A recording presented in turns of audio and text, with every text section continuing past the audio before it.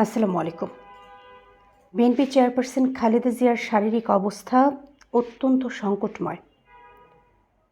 আজকের এই খবরটা রাজনৈতিক কোনো খবর না, এটা মানবিক একটা পরিস্থিতি। নয়াপল্টনে খালেদা জিয়ার সুস্থতা কামনায় দোয়া মাহফিল হয়েছে। সেখানে এসে দলের মহাসচিব মির্জা ফখরুল ইসলাম আলমগীর সাংবাদিকদের বলেছেন, চিকিৎসকেরা খালেদা জিয়ার অবস্থা নিয়ে খুবই উদ্বিগ্ন। গত 2 দিন ধরে খালেদা জিয়া এভারকেয়ার হাসপাতালে ভর্তি আছেন। হঠাৎ শ্বাসকষ্ট বেড়ে যায় তারপর চিকিৎসকেরা জানিয়েছেন যে হৃদযন্ত্র এবং ফুসফুস দুটিতেই সংক্রমণ মিলেছে।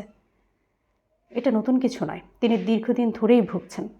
হৃদরোগ, diabetes, arthritis, liver cirrhosis, kidney জটিলতা, এক কথায় পুরো শরীরটাই তার দুর্বল।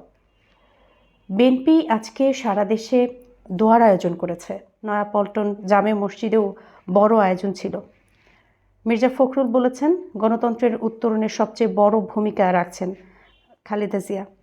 তিনি লড়াই করেছেন, কারাবরণ করেছেন, নির্যাতিত হয়েছেন। এখন আমরা শুধু তার রোগ মুক্তির দোয়া চাই। এদিকে সারা দেশের অনেক মসজিদেও নামাজ শেষে বিশেষ দোয়া করা হয়েছে তার জন্য। আপনারা জানেন, উন্নত চিকিৎসার জন্য খালেদা জিয়া গত 7 জানুয়ারি লন্ডনে গিয়েছিলেন। সেখানে 117 দিন তিনি ছিলেন চিকিৎসারত অবস্থায়। 6 মে তিনি দেশে ফিরে আসেন এবং এরপরে কিন্তু বারবার তাকে হাসপাতালে যেতে হয়েছে। এখন শারীরিকভাবে তিনি আগের চেয়ে অনেক বেশি দুর্বল। রাজনীতি যাই হোক, একজন মানুষের জীবন নিয়ে কথা হচ্ছে। একজন মা, একজন প্রবীণ নাগরিক, একজন রাজনৈতিক নেত্রী, এখন তার সুস্থতাই সবচেয়ে বড় বিষয়। এখন চিকিৎসকের উপরই সব কিছু নির্ভর করছে। তবে ফখরুলের বক্তব্য পরিষ্কারভাবে এই জিনিসটা বোঝা গেছে যে অবস্থা খুবই জটিল। দোয়া, সমর্থন এবং সকলের মানবিক সংহতি এই মুহূর্তে চাইছে বিএনপি।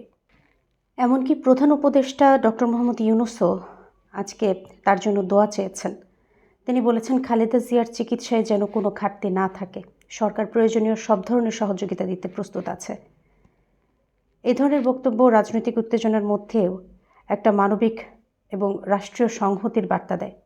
দেখেন, রাজনীতি যাই হোক, একজন মানুষের জীবন, একজন মায়ের সুস্থতা, এটা সবার উপরে। আমি ব্যক্তিগতভাবে বেগম খালেদা জিয়ার দ্রুত সুস্থতা কামনা করছি। আল্লাহ যেন তাকে সম্পূর্ণ আরোগ্য দান করেন, এই দোয়া করি। আপনারা কি মনে করছেন, এই পরিস্থিতিতে বর্ষিয়ার নেত্রীর জন্য কি বিশেষ চিকিৎসার সুযোগ আরও সহজ হওয়া উচিত? আপনার মতামত নিজে জানাতে পারেন। আমি থাকছি আপনাদের সঙ্গে, পরের আপডেটে জানাবো নতুন কোনো তথ্য। ধন্যবাদ।